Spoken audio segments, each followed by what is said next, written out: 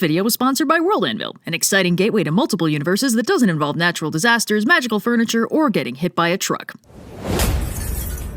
Inherent in fiction is the general understanding that the world the story is set in is not the real world, as this is what distinguishes fiction from nonfiction. It might on the surface look almost completely identical to the real world, albeit with a different set of people in it, but the laws that govern a fictional reality are not the ones that control actual reality. Instead of the massive objects bending space-time to determine their movement through the universe, the path taken by fictional things is determined by their narrative weight and how thematically important they are. Food is only eaten when the meal shows us something important about the person eating it. Bathroom breaks are sparse to non-existent. People speak in clear, unbroken sentences without stumbling or losing their train of thought. Characters wake up with perfect hair and makeup in luxurious, massive apartments they easily afford on a struggling artist's or student's salary. But this is all stuff that an audience is expected to suspend their disbelief about. For the purposes of immersion, the audience is guided to treat a fictional reality that resembles their familiar reality as if it is their familiar reality, to relate to the characters, to speculate what they would do in their situation, and to extrapolate from their real lived experience to fill in the narrative gaps that the story world leaves unexplored. It's not the real world, but it is the familiar world. And the familiar world doesn't even need to have all that much in common with the reality the audience is actually familiar with. Sometimes the familiar world is a humble farmstead on an alien planet in a galaxy far, far away, or a cozy cabin in a folkloric wonderland where elves and trolls are just a thing that happens. Or it used to look a lot like reality until all these zombies showed up. But these settings are, at minimum, familiar to the characters that live there, and that familiarity resonates with the audience. Even if the setting has a lot that sets it apart from reality, the POV characters will usually be relatable in some way. Sure, they're living on a space farm, but they're bored because they have to run errands and they wish their stern but fair father figure would let them do something more fun and adventurous. Or they live in a well-furnished hole in the ground in a sweeping magical fantasy world, but their primary concerns are annoying neighbors and what they're having for tea that day. Audiences will accept some pretty wild things as familiar and comfortable if the POV characters are familiar and comfortable with them, and it doesn't take much to get an audience to look past the fantastical quirks and immerse themselves in a comfortable and aesthetically familiar world. And sometimes stories do the exact opposite. Sometimes a story will take a character out of a fictional familiar world and transplant them to an unfamiliar otherworld, a whole new universe and setting totally unlike their own. This ain't no urban fantasy where the fun magical stuff was right around the corner the whole time. This is full-on dimension hopping. This character, who was previously well inside their comfort zone, and the audience's comfort zone, suddenly finds themselves in a world completely unlike the one they're used to, and as a fish out of water, this hapless POV character finds themselves pulling double duty as the lens through which the equally nonplussed audience experiences this strange new world. This is where we find the magical otherworld, a fantastical setting our protagonist is completely unprepared for. Magical otherworlds are not always technically magical, but it's very common for them to be at least kind of magical. In a stock hero's journey format, this is where the characters end up after crossing the threshold out of the known world into the unknown. In these cases, the journey part of the hero's journey is often very literal. The hero somehow travels to this unknown realm and then spends a good chunk of the rest of the story trying to get back to their familiar reality, possibly finding themselves fundamentally changed by the journey when they do get back. In the meantime, the character will have a chance to explore the magical otherworld's many eccentricities, serving as a tour guide for the audience experiencing the whole new paradigm right along with them. Now, every magical otherworld is different, but we can split them up into three broad categories that help us define how exactly they work. First off are the worlds that are fantastically grounded. They might be full of dragons, wizards, aliens, etc., but these settings are fully real. They're not dreamlike fantasy realms of questionable solidity, they're just as real and solid as the familiar world was. These settings often utilize magical portals and/or time travel to explain how the characters traveled from realm A to realm B, and the characters are physically transported from one to the other.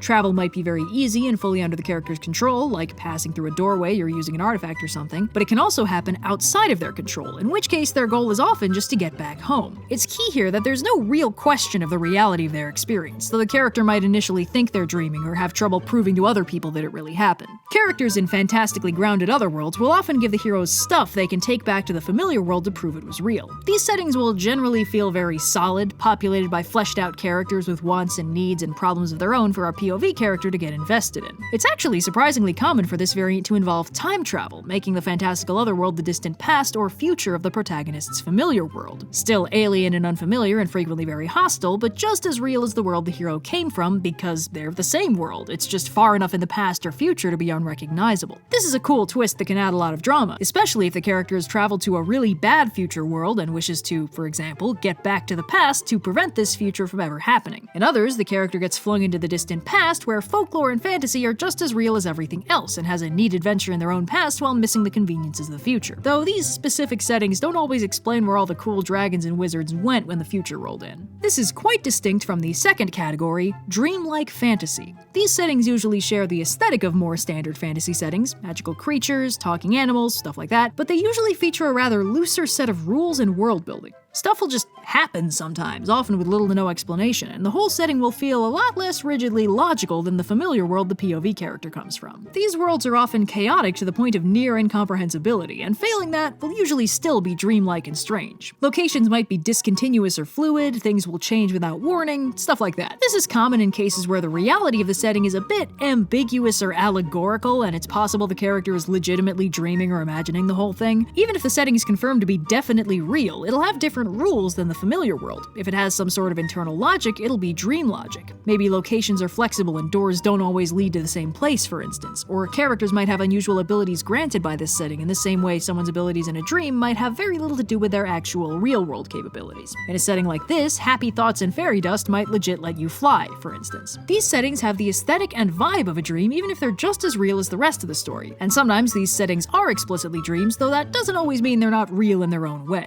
And finally, we have the third category, game/story worlds. While the first category produces a setting that's basically another real world with just as many rules, and the second category makes a setting that has fewer rules than the real world, this third category makes a setting that has more rules because it's actually defined by those rules. Characters in these stories will find themselves in the universe of a game or a story, and the rules of the game or plot of the story define what they can and can't do. Characters might have multiple lives or a respawn ability, or they might not be able to use certain items because of class restrictions. Characters from this world might be limited to scripted dialogue, stuff like that. This other world might not technically be real. In fact, it's not uncommon for these settings to incorporate virtual reality to explain how the character got from the familiar world to the other world, confirming outright that this environment isn't real in the same way the familiar world is real, but it still feels solid from a narrative standpoint because it has rigid rules. While the characters typically have a degree of freedom even within the constraints of the game and/or story, they still need to work within those constraints to make things work. Now, while these three broad categories are helpful in their own way, Otherworlds can be very unique and frequently have wildcard traits we should probably discuss before we move on. One possible option, for instance, is weird time stuff. Time doesn't always pass at the same rate in the Otherworld and the real world, so a months-long adventure might take only minutes in the real world. It's also not uncommon for characters to age weirdly, like maybe they'll stop aging entirely while they're in the Otherworld, or they'll age normally but then revert back to their starting age as soon as they end up back in the familiar world. Another frequent wildcard is weird magic stuff. While it's very common for magical Otherworlds to be magical, natch, some magical Otherworlds also make the characters magical once they arrive, giving them access to powers or abilities they didn't have in the familiar world. It might be some untapped potential normally inaccessible by the rules of their home reality, or a full-blown magical transformation spurred by latent properties of the new universe, or just a thing they get taught how to do. The heroes may or may not retain access to these abilities after returning to the familiar world. And for the final wildcard trait, weird character stuff. Sometimes, instead of being physically transported to the other world, a character ends up basically possessing someone from that other world, like they're straight up body snatching. This is actually quite common in game/story worlds, which often have a rigid cast of characters that can't be changed, but it's still a bit weird. Now, of course, we expect our protagonist to be rather jarred by suddenly ending up in this fantastical otherworld, no matter how whimsical or magical it might be. As a result, it is very common for the goal of these stories to be escape the otherworld and get back home. But it is also notably common for the exact opposite to happen, and for the characters to just stay in that otherworld forever, to the point where this is a foundational plot point for an entire genre of fiction called isekai. Those of you who already know what this is have been waiting for me to name drop it, and for everyone else, isekai is a Japanese genre of fiction that literally means other world and is sometimes also called portal fantasy. In its broadest definition, isekais are just magical otherworld plots. They focus on a character being transported to an unfamiliar otherworld and how exactly they deal with that. Even folktales like the story of Urashima Taro technically fall into this category, so there's a long history behind it. But uniquely, the isekai genre has a much higher than average incidence of an otherwise quite unusual otherworld plot, where the character who's transported to the otherworld never goes home. This is pretty uncommon because it breaks the hero's journey format. A big part of that stock structure is the hero returning home at the end, transformed by their journey but still closing the circle. Isekais don't do that as much, possibly because a lot of isekais involve the protagonist winding up in the magical otherworld by straight up dying. Being suddenly killed and waking up in a whole new universe definitely puts a damper on the going home side side of things. Instead of focusing on a hapless everyman struggling to handle a strange, new, and frequently hostile world, isekais trend a little closer to the power fantasy side of things, where some mundane characteristic the protagonist has had all along makes them super special and OP in the magical otherworld. It's essentially escapism in its cleanest possible sense. A character in an unhappy or boring situation is transplanted wholesale into a more exciting one, where they're a super cool magical chosen one who everybody likes. This is actually a pretty common component in all magical otherworld stories. There'll often be some kind of prophecy in the otherworld about a chosen one from a different dimension and how they should lavish them with praise and magic swords and stuff, but it's pretty unusual for those characters to stay there forever. But actually not unheard of. If you only know The Wizard of Oz through the movie, you'll probably be surprised to hear that in the later books of the series, Dorothy and her family just moved to Oz full-time, because while in the real world their farm is being foreclosed on and they've got nothing to look forward to but 2 world wars and the Dust Bowl, in Oz, Dorothy is a beloved hero, royalty, and maybe sort of dating Queen Ozma, and they can absolutely hook him up with a wing in the palace to stay there forever. So the concept of a hero with otherworld access staying there forever as their personal happy ending isn't unheard of, and it does make sense, because those magical otherworlds are usually a lot more exciting than the familiar world, where the hero is loved and respected for their heroics rather than just being another faceless cog in the machine. But even though the magical otherworld where our hero is beloved and respected might seem like the ideal place for them to settle down, a lot of these heroes aren't looking for excitement and heroics 24/7. Their adventure kicks off when they wind up somewhere scary and they spend the rest of the story trying to go home. They learn a valuable life lesson about the things they can do if they set their mind to it, and then they go back to their familiar life, changed for the better and better equipped to handle the trials and tribulations their world has to throw at them. But that's not to say the characters categorically dislike the otherworld and can't get out of there fast enough. It's not uncommon for the character to initially only want to go home, but to slowly become more invested in the otherworld and the people they meet there, to the point where when they do eventually leave, their parting is at minimum bittersweet. And sometimes they'll even choose to stay, or they'll come back after a little while, or heck, they'll just keep the portal door propped open and pop back in to visit on the regular, which is probably the most unconditionally happy ending this kind of story can have. While these stories can end lots of different ways, it's rare for the character to give up on their home entirely and stay in the fantasy world forever. But that said, some stories where the character returns home at the end can feel unsatisfying because, well, home is comparatively boring to the magical dimension with dragons and princesses and hero worship out the wazoo. The character usually grows as a person over the course of their adventure, learning valuable life lessons and stuff they can apply to their life in the real world, but that can be a bit of a thin reward, especially since a lot of these stories end up framing the otherworld as where literally everything fun happens. The familiar world isn't just familiar in these settings, it's unpleasant and boring and nothing good ever happens there. Sure, the otherworld is scary, but it's also exciting and new and full of cool friends and wizards and handsome anime men. While the character often wants to go home, the audience isn't always on the same page, especially if all they've been shown of home is unpleasant mundanity. Plenty of otherworld stories avoid this issue by highlighting that the otherworld, while exciting, is not better for long-term living than the familiar world. Sometimes they get this across by making the otherworld actually physically limited, like the space is very small, which is the approach taken by Infinity Train, where the train contains lots of fun extra-dimensional train cars full of miniature worlds of their own, several of which are actually quite cute and pleasant, but the world outside the train is a barren wasteland full of nothing but dead trees and life-sucking giant cockroaches, and the world inside the train isn't actually much better, having something of the technologically advanced unstable VR dystopia about it. The characters stuck on the train want to get off the train, and the audience sympathizes. Other stories will make the audience root for the protagonist going home because the world they end up in is so thoroughly hostile that the cool adventures they have there don't end up looking like any fun. But ultimately, if an otherworld story doesn't actually show the audience what the protagonist likes about their familiar world, it'll be hard to convince them they want to go back. And in stories where the protagonist doesn't like anything about the familiar world before their trip to the otherworld, the story has two choices: have their fantastical journey teach them to appreciate their familiar life and the things they previously disliked about it, or treat the otherworld as a way out of their boring or unpleasant life and let them stay there forever as an escapist power fantasy happy ending. And while there's nothing wrong with an escapist power fantasy or two, it always strikes me as